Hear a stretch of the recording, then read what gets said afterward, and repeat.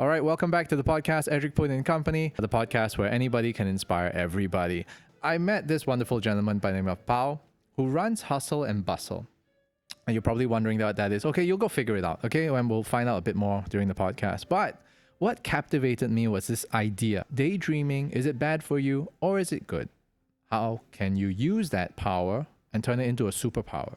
Pow's here with us today. Thanks so much for joining us, man. My pleasure. Now, his CV is pretty extensive, I have to say, with the latest one being not just because of Hustle and Bustle, but because of what Hustle and Bustle has done to overcome many challenges. And to this day, the latest exhibition is the one at the Van Gogh Immersive Experience, which was curated, designed, and pretty much everything done right by Hustle and Bustle. So let's get straight into it, shall we? Really, thank you so much for the kind words and the rah-rah. It makes me feel like I'm somebody important, but really, it's all thanks to the team that made this possible at the end of the day. But yeah, I think a lot of times when we work on all those projects, it all started with one thing, dream, right? And dreams don't happen on a whim overnight.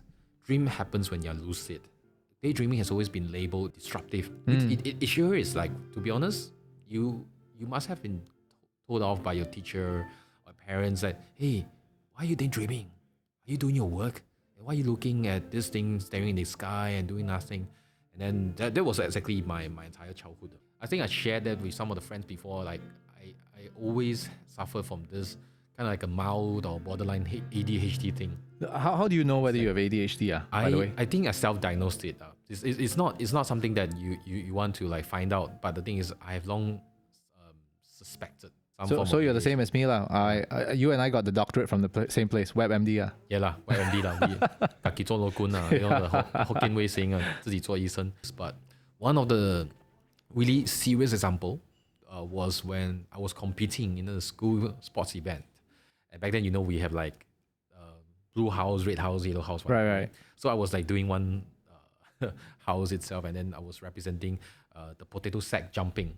Wait, how is that the sports day? How old were you then? I was like 7 or 8. Oh, okay, then that's fine. If you're like 16 and you're still doing potato races, you're like, whoa, yeah. Dude. Then no, your question would be, where do you get the potato sack? No, my question is, which school did you go to? You're still playing potato sacks. Yeah. So it was very early on, like must have been 7 or 8.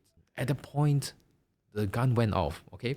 And then I was just thinking, probably because of the night before I watched Dragon Ball Z or something like that. And then like, just thinking about like how I would fly and do other things and then, you know, be superhuman and stuff like that. And I came back to reality, to screaming parents and teachers like, what are you doing? And then I just gain back my consciousness and I see that, hey, damn, the whole team, everyone is half a field across. And then I start to like jump and then just kind of play catch up. But it was then when I got this question, right? This one question from my parents, my teacher, as in, what's wrong with you? Like, 你做白日梦啊? Like, what are you thinking? Why can't you concentrate? And this is something that I could really concentrate and control myself when young. But it's like this inner demon, maybe at the point, because you deem it something that is really, really bad. And you start to feel that, oh, I gotta, you know, steer clear of daydreaming, I gotta focus. And then it's really excruciating to constantly remind yourself to ask the monkey in the brain to like focus on the thing that you're supposed to be doing. Right. So for the longest time, I realized that I not only didn't embrace it, but actually I just shunned it and really shy away from it. Wow. Yeah, and the thing is, being in an Asian school system where you are supposed to be excelling in all the different classes and stuff like that, generally you just feel that, oh, you know what? I'm just going to focus on all your sciences and whatever. It's nothing to do with, say, arts or science, to be honest, but the thinking process that is a 1 + 1 = 2 thing. There's no, say, room for creativity, as well as the very concept of brainstorming didn't really take flight until the very later stage in my life. After I went into art school, that I started to allow daydreaming to flourish. Because when I'm in school and when there is an opportunity for one to really brainstorm and dream about stuff, you sometimes just allow, like I mentioned, the stream of consciousness take you away and then into realms of different things and subject matter that you didn't really thought that you could get there. And then next thing you know, you are thinking about other stuff. But the thing is, when you come back to reality, those experiences and those revelation does bring you back, right? And then it gives you a different understanding and conclusion to certain things. Cut forward to when we started HMB with my partner, that's a lot of brainstorming the whole time and a lot of conceptualizing, and you gotta have ideas. Just on a whim. A client just asks you, "Oh, how can we run this anniversary project?" And then you're not gonna be like, "Hey, I'm gonna come back to you on that. Let me go back to my company, and then we brainstorm it." Sometimes we gotta be like, "Hey, how about this?" And then we can do that. So it's a very spur of the moment thing sometimes, spur of the moment, right? quite. And sometimes to tell the truth, Those are the best ideas. those are the best ideas. And then and the funny thing is, while the client's talking, I was already daydreaming. Just like, So you weren't listening. Wait, hold on. When that happens, you're not really listening to them. I was. The thing is, you know how when someone's in a coma, you know that someone's talking to you, but you kind of react to that, right? So I could be daydreaming right now, and then you're talking to me, and I'm like thinking about what you're saying, and then I am myself processing what you're saying to come back to it's kind of like a half kind of thing, right? You're listening at the same time, your mind is still going somewhere else. I think it is really quite interesting how our minds work. Absolutely, because it's not like a binary thing that, okay, I only respond to you right now, and then my mind is not wandering well. And for all you know, I could be thinking about what I'm going to eat next. It's the awareness of it. It always starts from there, doesn't it? If you were taught since you were young that, hey, daydreaming is not good, stop daydreaming, right? Stop daydreaming, stop thinking about this kind of thing. But the truth is that your mind can go on its own, right? You can't tell yourself to stop thinking. It's the whole stop thinking of the pink elephant inside the room or something like that. Intrusive thought, right? Yeah. It's the same thing. When you say the not thing, your brain is going to do the complete opposite. But to become aware of that and go, okay, this is how I can daydream, and then from there pluck it from the sky, so to speak, and let it somewhat ferment. I tend to like the word ferment. I don't know why. Or crystallize, right? Marinate a little bit, right? Just ferment always sounds like it's a coin toss thing, like ferment, it turns out nice or it turns out rotten. I beg to differ. I like to use the word potent after that. Yes. Because you're distilling it to its... And then you're gonna get like that elixir of... The elixir is right? It doesn't have to taste good, but it's going to be effective. But anyway, new perspective. Yeah. Anyway, so the point here is that how did you go about just seeking out that awareness first? I feel like I'm like asking you how to go to Nirvana. Okay, that's a good one, because I think one thing I must thank is that constant questioning from the parent side and teacher side on why do I keep daydreaming, and is that awareness that they first made known to me, that I was constantly daydreaming, that I think of it all the time. And because I was first made aware of that problem that I had, that actually made me understand that it is a problem that I should try and control. And then the thing is, the more you try to control, it's kind of exactly like what you say, right? Intrusive thought. You say, hey, don't think about pink apple, pink diamond, or pink elephant. But the thing is, stop it, right? but your brain now is all about pink stuff. Yeah. And then you just can't get out of that loop. And it's just constantly inside. And then I thought that there's something interesting that I watched recently about this Tibetan monk. How do you keep your mind free of thoughts? You can't, right? You can't. So what he say is that you must treat your mind like a monkey. It's like playing trombone. It's like doing something. It's constantly trying to do something. But to keep your mind free, give your monkey something to do. First, ask him to say something repeatedly, or ask him to stand up, sit down, in a repeated motion. Ask him to do something that is keeping it busy, and now your mind is free of this nuisance and this monkey that is keeping you busy. But the thing is, the monkey now is doing something else, which is why a chant, a mantra, or something that you keep on chanting allows you to clear your mind of something, because that's how our mind always wander. Just straying away constantly. Do you tend to kind of fall? I mean, I'm Yeah. starting to become more cognizant of what I'm falling back on. I realize that the why I said habit is because when I start daydreaming, right, there's a certain maybe subject matter that I tend to go back to, whether it could be music or it could be a certain scene from a movie or something like that. I tend to fall back to certain things. Yes, So yes. it's kind of like your monkey.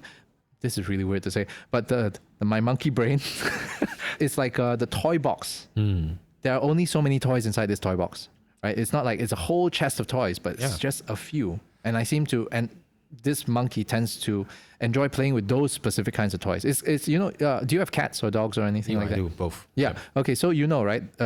For example, dogs and cats, they have a preferred toy. You can give them everything, but they'll only go back to that one or two, right? They always go back to the same thing, Yeah. right? Yeah. I know it's very easy to roll back to your what we call a comfort zone or maybe a happy place that your mind likes to go back to, because like who the hell, right, in their mind would say, okay, let me think about work, and then let me think about the last time that I embarrassed myself in front of everybody when I did this really, really bad presentation. Because the thing is, your mind is constantly trying to avoid from stressing itself out. That tendency also eventually just makes you want to go back to happier times or the things that you just very recently experienced. Let's just say that you've come across a car.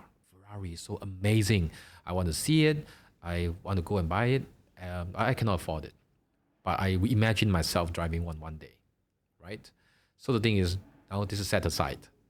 But now you're going to, say, Pasir Ris. You go to East Coast, and you see a really nice road, and then your mind, without telling you, start to think, wow, wouldn't it be nice if I'm driving that Ferrari on this road now? But the thing is, it's easy for that memory to just kind of come back up again. So I think to a large extent, daydreaming kind of works hand in hand with all your memories and relational memories, things that your brain has already stored as part of those potential core memories, and then you just come back out because those are like either your goals, either your favorite things, or things that is constantly on your mind that you need to solve. Yeah, I think people with different needs, different desire at a point in time would daydream about different things that is related to what is going through their minds. Because I like to imagine that our lives are constantly filled with the following few things, like the needs, right? The want, which is the desire itself. And then whenever you just go into that state of daydreaming, those things come back, because those are like your subconscious goals or dreams that you want to, make it happen. Right. It's so in that sense, it's kind of like, I mean, you're probably familiar with the law of attraction, right? In the sense that you're supposed to visualize it, and the power of visualization, you will it into existence almost, right? But truth is, you're using a mind to keep reminding yourself of that goal, and then you're going to go for it. Yeah. So interestingly enough, so the daydream, you're seeing it kind of link back, I would say, to those particular goals and dreams that you actually had, but it's manifesting in a different way, right? And then it kind of draws and creates those connections in that sense, which is really interesting. Like you've said this to me off air before, you're a bit of a car nut. Yep. Cars are always on my mind, and I'm constantly thinking about it. And it could be my dream, it could be my goals, it could be my fear, but you need to know how to tame this daydreaming ability. Right. You're taming that beast, right? Yeah, it is. And I told you that it was deemed as a demon back then. But the thing is, knowing how to tame it and then use and wield its power, and that is some kind of supernatural ability, because it makes you look like you know stuff and you know things, and then you are like an encyclopedia, to come up with concepts and never-ending ideas to make it work. And I do agree that, to the certain extent, that all these things is only possible if you are well read.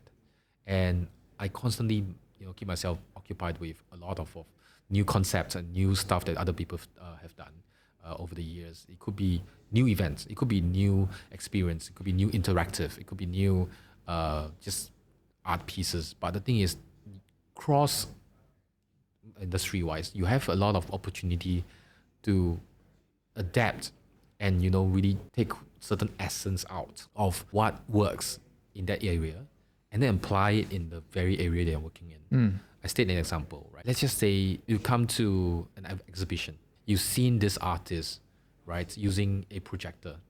And then he projects on a wall of nothing. And then you start to see that, hey, certain things start to come to life. And then you have water ripple. And then you have things coming down. And then you're like, yeah, okay, cool. That's pretty cool. But the thing is, hey, wait a minute. You are an event organizer. You got to launch this building.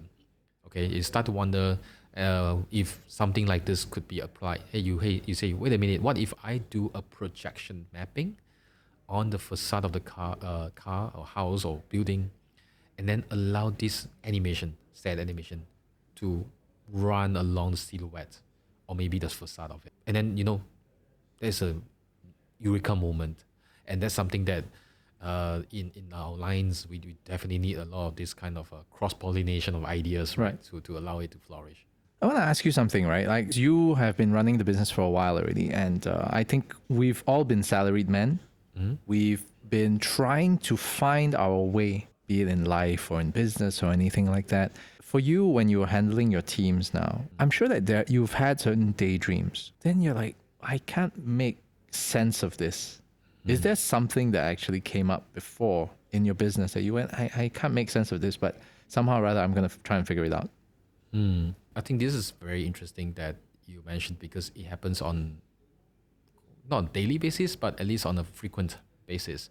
And many a times, my partners, myself, we ask each other, like, what do you do when you are like out of options and you are very, very pressed for time at the same time? And I think both of us agree a sleep will be useful. And then we will be like, you know what? Just gonna hit the sack early and then live to fight another day. But I tell you, it really works, because when your brain is exhausted and then you are really trying to make it work and still have something out, and then you choose the second or third or maybe not even the acceptable option and say, let's roll with it. What you get is something of a hodgepodge. Doesn't work, but it's somewhat of a solution.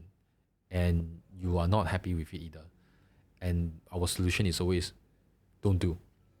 Don't do and don't bother with that problem until you have a solution. But of course, time is of the essence. So what do? Sleep. We are only humans, right? And when you have this idea and this concern in your mind, I guarantee you, when you sleep, you will actually dream of it. And that's something that's interesting, right? 90% of our dream, the ones that we dream of when you're sleeping, they dissipate and then they go away within the first 5 minutes. While I can't capture what I would potentially dream of next, even though I say, let's hit the sack. But the next day when I wake up, there will have certain confidence in you, and in this case me, that, hey, I think I can do it. Okay, and then the confidence, right, does drive you into positive area. I name an example. There was a situation, right, that happened last year. It involves an almost like can't be done situation, because it's like, damn it if you do, damn it if you don't situation.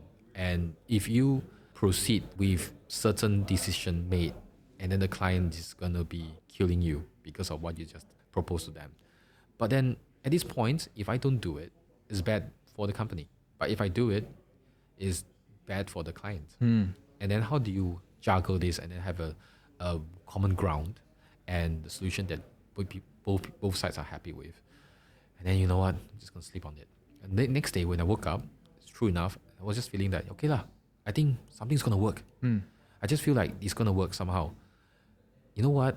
I think the problem that we have here, it can be mitigated by doing something that is never in the agreement, but I need to propose to them and then ask them how it goes. But that level of confidence gave me the courage to actually seek out and then tell them about it. And surprisingly, they were like, okay with it. They say, okay, let's do it. And they're willing to pay for it. Yeah. Okay. So cool. Problem solved. But like, if I was tired and then I really had to daydream and then kind of let's just brainstorm about what can I do overnight. And 4 a.m. I say, you know what? F it. I'm just gonna do this and tell the client. But I hope I could do it. I could be getting a lawyer letter the next day, right? But point is, you gotta take a chill pill from time to time. From what you're saying, right, it's kind of giving me the impression that daydreaming, to an extent, right, is almost like unforced simulation. Unsolicited, is it? I don't know. It's kind of like, okay, when you have a problem, like when it comes to problem solving, you have to sit down and go, okay, what's this issue? How can I solve it? These are the parameters I need to da da da da. So you're forcing yourself to sit down and assess the problem, which is not wrong. But somehow or other, right, there's something more, for me personally, it's a lot more effective when I just go, okay, I know that's the problem. So sometimes I'll just watch TV, or I'll sit down and I'll stare into space, and it's happening somewhere, that there are simulations that are running to work out different problems. And it seems a lot faster than me actually having to consciously think, okay, this is what's going to happen and all that, because I have to dialogue that. But when I'm actually daydreaming through problems, I think it's like an app that's running in the background, right? almost. Yeah, think of it this way. I do agree to a certain extent. It does feel that way. It doesn't solve all problems. That's a caveat. And sometimes it doesn't really form an elegant solution. I like to think of like maybe this consciousness and this subconsciousness working in tandem, right? To make it work. And your daydreaming is your subconscious side of things that that you involuntarily think and then wander off, and then your conscious is the one that say, hey, listen here, you gotta keep it together and make it work. But that subconscious guy, okay, in you, is that guy that is coming back with you some crazy idea, some cool idea, and then this conscious guy is the one that listen, wait a minute, you may have a point there, but what if we use your idea, we spruce it up, we polish it, take away those that are irrelevant or irreverent, and then we can come back together with something. And then this is where you have that left brain, right brain thing, and then you have your, the very imaginative, and then you have your engineering side of things that comes together, that have this best marriage of both worlds. And then you do come back with something that's really workable and elegant. Right. And do you think that this is something that you can actually segment? Like you go... You can actually do it quite simply, because the thing is, if you are, say, conscientiously thinking about the stuff, that is your conscious self, right? And that is your rational self. Unless you're telling me you are super irrational, even when you're in your rational self, you're still irrational, then I cannot help you, right? But let's say I want to think of a theme park for something. Your rational self won't be thinking like, oh, okay, people gonna fly here, fly there, Dumbo, a lot of flowers, a lot of colors and stuff like that. No, that is your subconscious self. Yours will be like, okay, I want to make sure I can do about 10,000 people flow here every minute, and then I need to do these things, and then this is the space we need. So most likely it's going to be about 50 acres, and then the thing is I need to have this space done up. Maybe I need to have 5 zones so I can make sure the flow, there's no choke points and whatever. And then your subconscious self is like, oh, I'm still flying.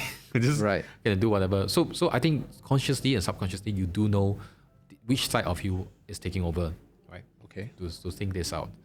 And maybe we can even do a thought experiment right now. We try and conceptualize one. Okay, let's just say, okay, Singapore is going to come out with a car brand. Okay. And then you need to have a car that can pick up a typical Singapore family size. And then you can always do your typical shopping. You can bring people from point A to point B. It's perfect for luggages. And then you can even potentially go to, say, JB, Malaysia, and then do a road trip. Would this car in your mind be something along the line of MPV or SUV? I was actually thinking about the Hilux. Exactly, right? So you would think about it functionally. Yeah. And then you start to think that, okay, to fit all these things, I gotta have something that is like big. I gotta have big cargo space. I can go to IKEA, buy whatever stuff in the cargo space. I can fit 5 people because Singapore size maybe 4 to 5. And then you're thinking, oh, it's a 4-door. And then it's whatever. Yep. And then the thing is, you think that a sedan doesn't make sense because then you gotta be tall. So this is how you arrive at that. But now that you have this idea in your mind, it's a Hilux of sorts. Was it your subconscious mind, the daydreaming part, thinking about how this is coming out? Or was it your conscious self thinking about it? Or was it both?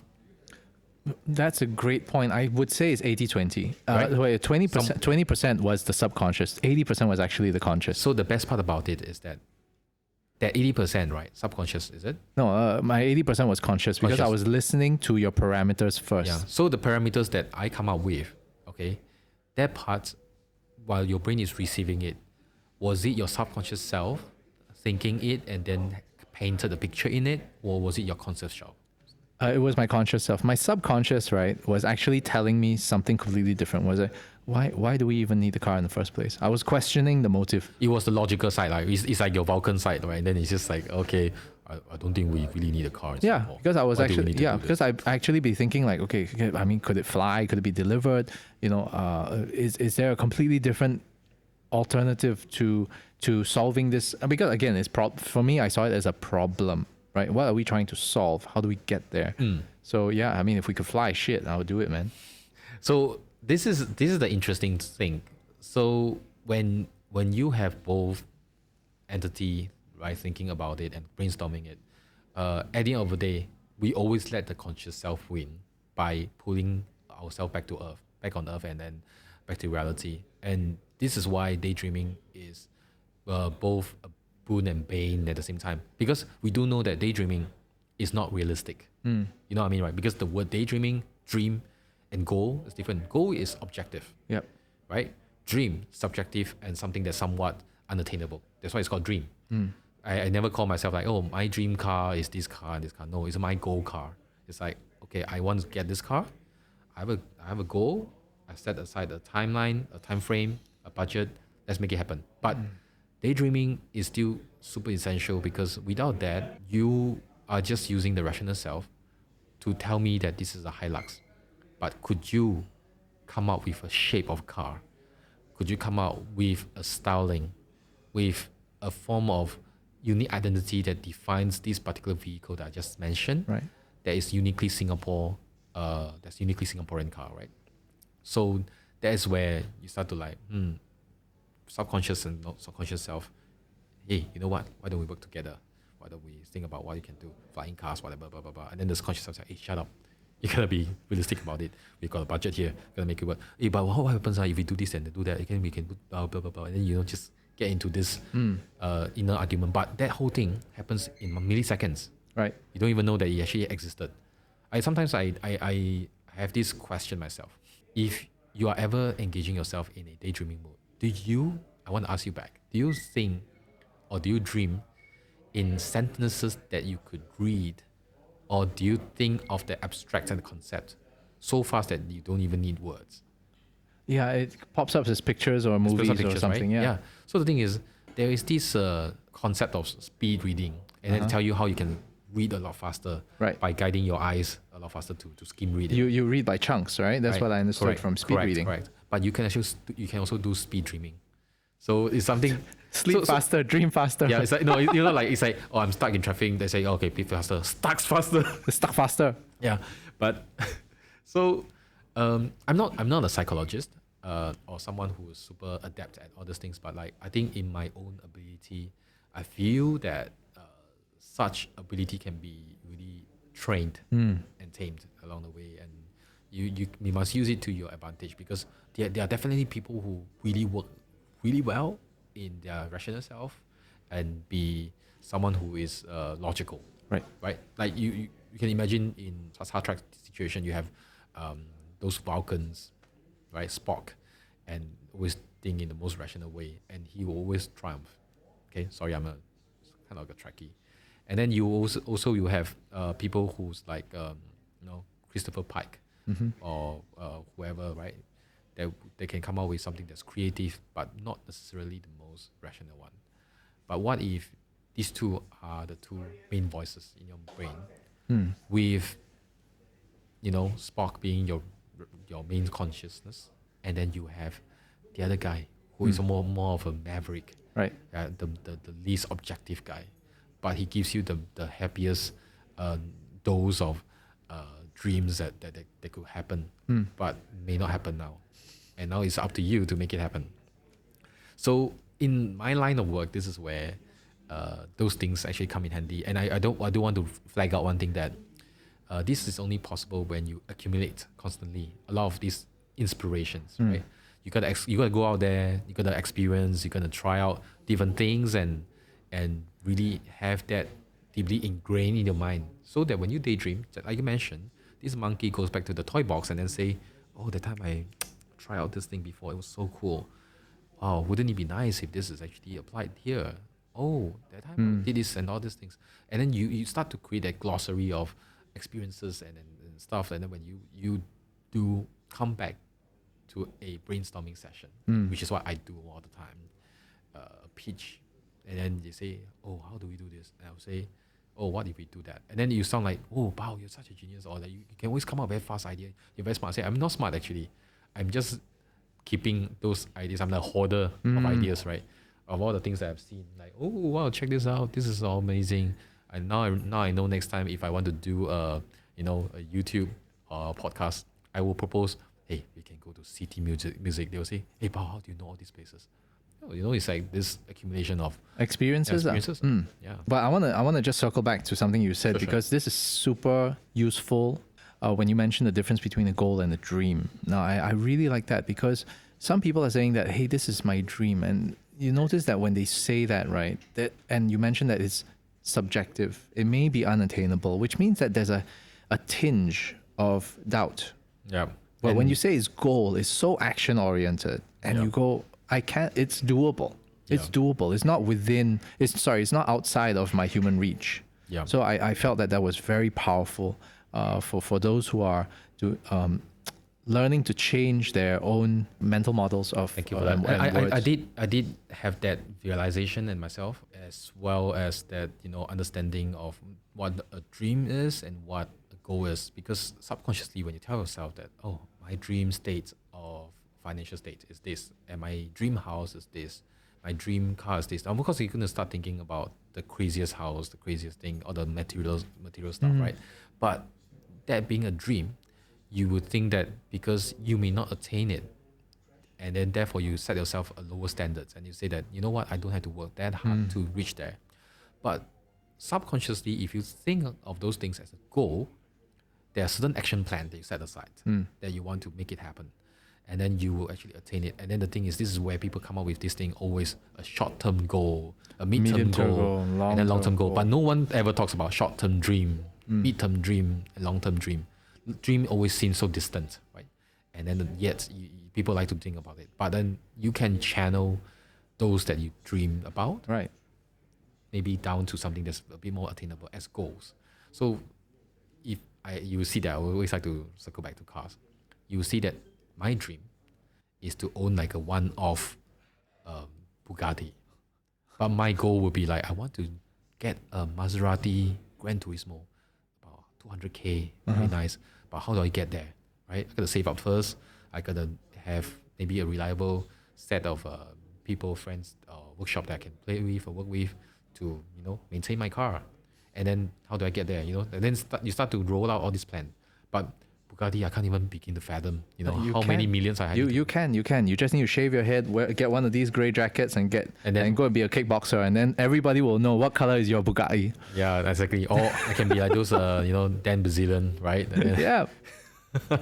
Okay. Well, if you really wanted to, if that's your goal, then go for it, right? Yeah. From what you're saying, you can look at having the Maserati, but yet the Bugatti seems out of reach. It sounds to me, right, that there comes a point whereby even our own daydreaming or dreams and all that, right, are faced with this kind of thing. It's not because of like consciousness and the subconscious mind, but self-censorship to an extent. Yep. Right. So again, I'm not trying to talk about like limiting beliefs and things like that. It's more of the two, instead of acknowledging each other, right, there's a self-censorship. Yep. It's so difficult to actually become aware of those things. The thing is, some people are so rejective of their ideas that they become a defeatist, right? And then they constantly think of something and say, no, we're calling, cannot happen one. You know what? The thing is, then you eventually just start to become dismissive of a lot of these ideas, and then you don't dream, and you become someone who's like a cog in the whole clockwork. And that's the kind of thing that I really constantly tell myself not to become. And I think it starts from daydreaming as well. You think about it, right? If you are a salaryman, you work 9 to 5, you could be another time frame. But my point is, at the end of the month, you have a set of salary, and then you follow that procedure. Every year, you expect some form of raise, but you're just fighting really the inflation. Yep. Okay? And then if you tell yourself that rationally, I need to feed myself. I need to feed my family. I'm doing the deed. I'm going to have a kid. I'm going to have a house. I'm going to pay off everything one day. When my house sold off, I can retire with my CPF. And the thing is, that itself, do you think you daydream that out?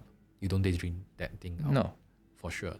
But for you to succeed in life, daydreaming is that one catalyst in unlocking, your ability to, dare to do something more, to want to start something, because you see the alternate reality of what could potentially happen if you did something.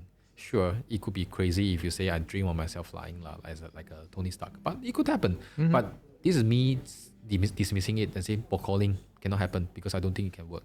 But for all you know, I could be inventing an Iron Man suit. But because I say no, it's not going to happen. So imagine I am myself a salaryman working 9 to 5 and say, wouldn't it be nice if I could stay in GCB, and then have something nice and then, just live off my interest, billions of dollars. No such thing. I mean, you're just salaryman. What can you expect? Each month you're just earning 2,000-3,000 and then just paying off everything. No lah, cannot. I think by the time you retire at the most 4-5K, and then you just kill off the dream. On the flip side of the coin is that obviously you start to imagine that it could work, but the circumstances that you're in right now does make you feel that this is a reality check. The funny thing is, dreams makes you question your reality as well, right? You just do a bit of reality check. Damn, I don't think this is gonna work. This is gonna even make it happen. I'm not gonna just sit here 9 to 5 and one day expect myself to deal Toto and then have all the money to myself. So I gotta quit. I gotta do something else. I gotta start something different. And this is where either you engage yourself in this particular exercise, thought exercise of how this dream of yours that you just daydreamed about can happen, and then put an action plan to it. We've been salaried men before, and now we're running our own thing. There are so many pros and cons between the both of them, right? And there's nothing wrong with being a salaried man. As a matter of fact, right, there are days where I wake up, I'm going like, man, I kind of wish I had someone to just give me some money. I tell you, this is what I feel like almost every day. And I'm quite sure a lot of people are thinking of that too. The thing is you have to understand, right? When you run a business, a lot of stress that goes through your mind is being undetected, seen by people, and you are still working like them. You are still leading the team. You are still managing your business. But at the end of the day, where salary is due, they get paid first. And then you look at your own bank account and say, hey, after I take care of everything, I just take whatever I have left. So you may seem like you are the biggest breadwinner, whatsoever, but at the end of the day, this is the stark reality, right? But what keeps you going is still the dream, that at the end of that rainbow, this is pot of gold or pot of something. It's also because it's what you want. It's not like, I'm working for somebody else's goal. You see, the thing is, if I were working for somebody and taking a certain amount of money, I'm just there because they needed somebody to help them achieve their goal in some ways, right? But that may not have anything to do with me. So which means that I could do any kind of job, technically, earn that money and do my own thing. But because we get too stuck in the machine, it comes to a point whereby all of a sudden I'm so deeply entrenched into the business or into that company, that's all I know. Until the point whereby you can step back and go, can I do without this? And what do I really want to do for myself? So then comes in the challenge of, what do I do now? Okay, you can look for another job, but it could be a same shit, different day kind of a situation whereby you do the same thing over and over again, right? And then you expect it to be different. But that's the classic definition of insanity. Then you have the other option. How about a side hustle? Okay, cool. Yeah, I'll do that. And then I'll somewhat, achieve my goal in that way, right? Yeah, but what's the real goal? Is it really because I want that extra $500 a month? Or is it because I want to turn this into a multi-million-dollar business? It could start from there. Sometimes it could be transitional. Absolutely. But I realize something is that everybody is so different. So we, again, different camps, different tribes, whatever you want to call it, right? But each individual needs to also understand what the key motivators are. Yeah. Like, how much of a safety net do you require before you can go, all right, let's do it? Or are you the type that just goes, screw it, burn the boats, forget it, tender, tomorrow, thanks boss, shake your hand, all right, I'm out. And then after all of a sudden, right, it's, 9 months later, you're still, I'll see you at the side of the bridge, I'm with a, down there just like flipping my signboard and then doing fast. yeah, here's some chicken, a fried chicken for everyone. Yeah. This got me thinking also, right? I feel this got to do with very personality, in the sense that a lot of people, the way they rationalize stuff is due to their MBTI. So you've taken an MBTI, right? Oh, yeah. So what's your MBTI? So mine was an ENFJ. Mine is ESFP. It's called entertainer. ENFJ, yours is Idiot. no. The No, that's just me. Mediator. I I feel like it's mediator or something like that. It could be. I don't know whether it's My point is that, right, the certain part of your MBTI would directly affect how you allow yourself to daydream, to rationalize stuff. To be honest, you think about it, right? If you are someone who is rational, it means that at any given point in time, you're looking at the immediate goal, immediate needs, and then maybe even when you're planning long-term stuff, you are looking at the objective hard points of all these targets that needs to be set. So the thing is, after you do that, you set aside, objective to do it. But when you do these things, it may not necessarily translate to something that's creative, but it's extremely objective. Okay, these people, okay, they could do what they want to do and still be successful in life, but they don't do it through daydreaming. right. But there are people who allow daydreaming to happen, and then they tend to wander off a little bit, but take a bit of scenic route, right? It's a little bit scenic route. Look at things around, and then come back to reality and say, okay, do I want to stay in daydreaming state, or do I now go back and say, you know what, I really gotta come back to reality and make things work. And so this is dangerous, because people who daydream, those that like to wander in it and say that, wow, it's actually nicer to be thinking in that alternate reality. It's kind of like watching VR or whatever, and then you just imagine you're the avatar. You play MMORPG. It's pretty much like playing RPG, to be honest. Right. To a certain extent, when you say daydreaming. Except daydreaming, you don't need to create a game. You could just really dream it out, right? But this is why RPGs are so, addictive, because you just kind of go into escape, and then you escape yourself also into another personality or person. So that's why you see like guys like to become girls and girls like to become guys when they play their character, because now they're living another life. So daydreaming works in that manner as well, and then you start to become really imaginative. But then things is active, like I said, whether or not you snap back to reality, okay, it's something that is really up to you, and you gotta have that awareness yourself.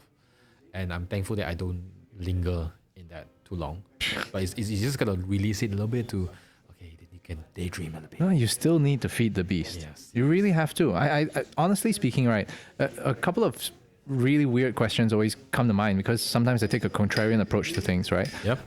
The first thing is, if we're always trying to find an alternate reality, there has to be times where highly successful people, maybe very rich people, perhaps monetary success or whatever, would actually daydream of the day of being mediocre, because their life is different. I mean, I cannot say.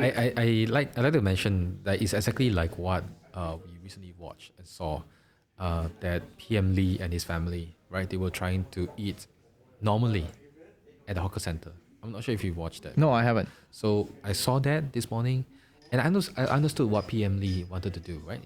Everyone wants to experience something like what the normal people do. It's not a PR stunt, like, I'm so close to the people. I don't think this is his intention. He wanted to give his grandkids the experience that most people do.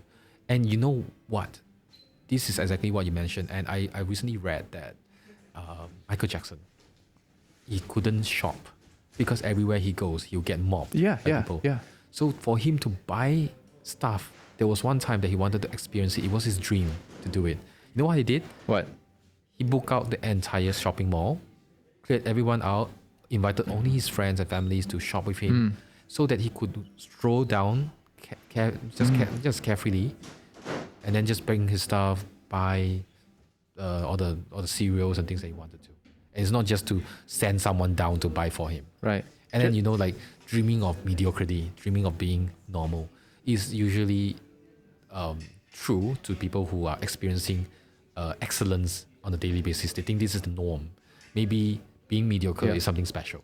I think experiences, is something that we get both used to, addicted to, and also sick of. Yep. And then you do want something else, right? Yeah, which is interesting because it's such a high level of success. We ourselves, or at least I would say that I'm in a position whereby I wouldn't even be able to fathom what that level is like. What is it to receive $1 million? Yeah. In a check? Yeah. What is it to receive? I don't know, to live in a certain place. Like I wouldn't know because I've never been there, right? So that's not my experience. And likewise, somebody who might have been born into that life is probably like, why is that person homeless? What is it like to be homeless? Maybe I mean, it seems so carefree. So therefore they become homeless, right? Yeah. Which is so awkward. And that reminded me of this particular joke. So this guy went to Jamaica, right? He went to the beach side. And he was walking on the beach, and then he saw, this guy just lazing around, by the beach. And then he looks at him weird, and he was like, "Why are you, doing here in Jamaica?" He said, "Oh no, I'm just having a business meeting." "Oh, okay, yeah. So, well, what do you do?" He said that, "Oh, I'm a businessman, and then I do a lot of things, and I try to transact and stuff like that. But what do you do? Why are you doing nothing here?" Like, he said, "Yeah, I'm just lazing around." He said that, you can like be like me, start a business, do something, and then you earn money, and then you can build a really successful business. You can have enough money to then take vacation and then go by the beach and then chill." Then he was like, "What do you think I'm doing?" Yeah, he's already there, right? Yeah. So the thing is perspective, right? Like on the one hand, this guy's really living his life. Yep. What he may be dreaming of is something else. But Right. like this guy who's working his ass off the whole day, what he's dreaming of is just like what the guy's doing. Well, on that note. Okay, now I know that we have to be a little bit mindful of time because, we've been talking for over an hour now. We did. Yes, which is really sweet. Okay. And that being said, before we end the podcast, right? I mean, we could go on for hours and hours, but we've got something else to do after this as well. But before we end the podcast, I always have a quick fire round of 10 questions with every guest. So that being said, Pow, are you ready? Let's go. All right. Question number 1. One word you like the most. Mediocrity. One word you really dislike. Mediocrity. Again. If you could have a conversation with anybody, dead or alive, fictional or non-fictional, who would that be? Stephen Hawking. What do you say in the mirror every morning? I don't even look in the mirror. Name one superpower that you'd like to have. Mind control. Favorite dish to eat. Pepper lunch. Does it count as a dish or cuisine or? That's a place, but Okay. yeah. Pepper rice. Okay, fair enough. Fair enough. Yeah, it does count, no? All right, favorite travel spot or the next one you want to go to? New York City. New York City anytime. Really? Yeah. Well, I guess that's why your company is called Hustle and Bustle. Yeah, I like to see the hustle bustle of the city.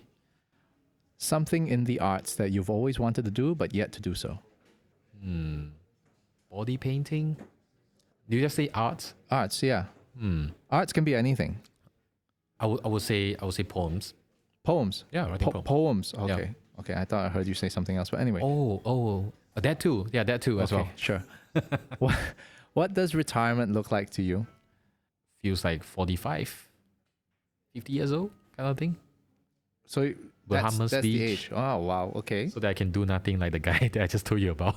So you just want to live that just carefree life kind of thing. Do what you want when you want to. Yeah, exactly. Okay, last question, right? How do you want to be remembered? What's your legacy? I would say blaze of glory. Blaze of glory. How I want to remember is that this guy was intense. Basically, he was always living everything to the fullest. But I think this is a very generic thing. But why I say blaze of glory is that there is this there's this trail that I leave behind.